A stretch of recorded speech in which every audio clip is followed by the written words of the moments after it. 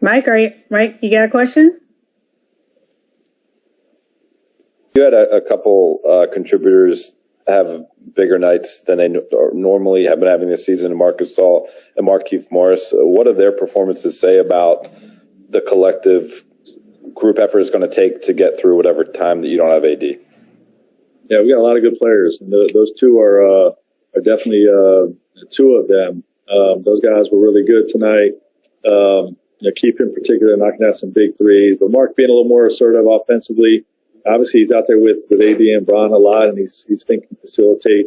He's so selfless, But during this stretch, we're going to need everybody to pick up the slack just a little bit, and those two guys did just that tonight. Mike Trudell. Sorry about that. I got the old Zoom mute there going, Frank. My bad. Hey, Frank, just wondered if it strikes you in a certain way. You see Anthony Edwards talking to LeBron. He was 2, when LeBron was the number 1 pick, and here LeBron is on a night like tonight again doing his thing, and how that hits you. He was 2 years old. I didn't realize that, but you're seeing that a little bit.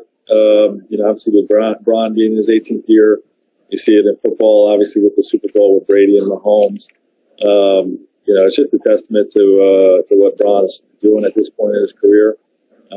Still playing at such a high level, and these young kids are coming in and they get the opportunity to play against Bron. So it's fun for those guys, and I think LeBron's enjoying the challenge of seeing these young guys coming in. And Frank, I guess LeBron aside, if there's any amount of fatigue from the shortened offseason, have you seen stuff like what Schroeder and Harrell and Wes and Mark, kind of the energy that they brought in that like tonight, and maybe that was part of the idea in the first place with Rob and everybody bringing those guys in? I wondered how that played out tonight. Yeah, we wanted to have a deep team this year, because we weren't sure about what kind of COVID losses we would have from time to time. Obviously the short off season.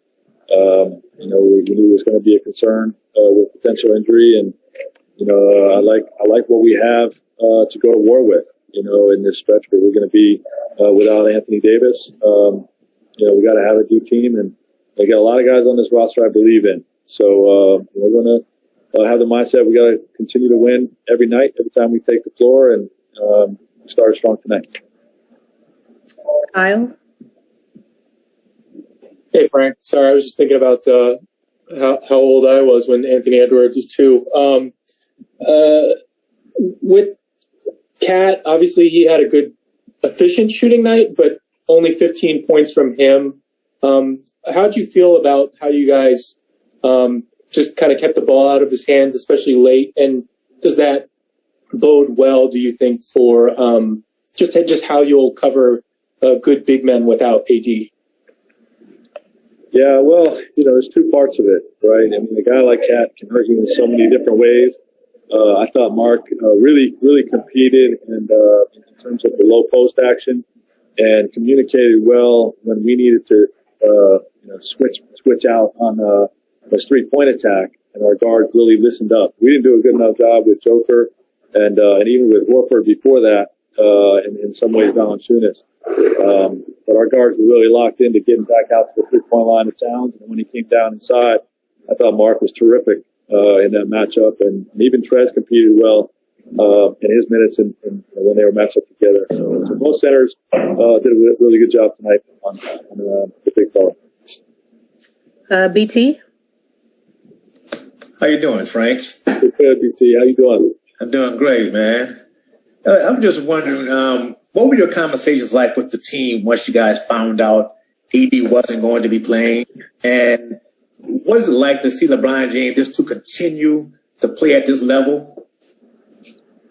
Yeah, conversations with the team were, we're going to attack this stretch of games, and be confident in what we have on this roster, embrace the challenge of playing out without AD, and that it was going to be every guy's got to step up, not just the next man up, but we have to do it by committee.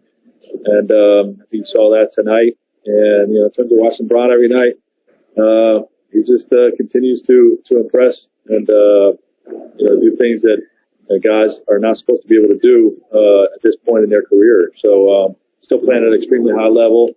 Big reason for the win tonight. Dan. Frank, do you think with a player like Mark, and obviously as he's gotten older, minutes have diminished for him, but to get extended run tonight, did you see a better rhythm just in general from him on both sides of the court being out there?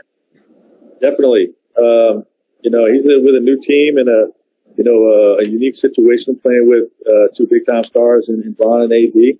And, the early part of the season, he's really just, to his credit, just trying to fit in the minutes that he's getting. And, we know we slide AD over to the 5 a lot late, which leaves him out of the game. I think it has been difficult at certain times to really catch a rhythm. But I think you're going to see during this stretch of games that him and Trez are going to man the 5 position at a very, very high level. And I think we're off to a great start tonight. Last question, Brian Kamenetsky. Hey, Frank. What is the value for guys, taking on larger roles offensively, larger roles defensively with AD out, even with sort of the understanding that when he comes back, those roles get smaller again in some ways? What can be gained both for those players and for the team? Yeah, well, every extended run that a player could get, whether it's, guys like KCP or Cruz that were in the starting lineup tonight, or guys like Trez, Mark, Keith getting to get back in there. Keith's numbers are not great this year, but, he's been limited in his opportunity. I really believe that if he's been playing big minutes all the way through here, he'd be playing the way he did tonight. He's a heck of a basketball player, a big reason why. Championship last year. And, all these guys that are going to, get a little extended run here, more opportunity, are going to catch a better rhythm that they may not have been able to get, when we're at full strength. So, it's a silver lining thing. But the key is that, we really just got to have a no excuse mindset and continue to go out and win games each night. Thanks. Thanks so much, Coach. Have a safe flight home. Thank you.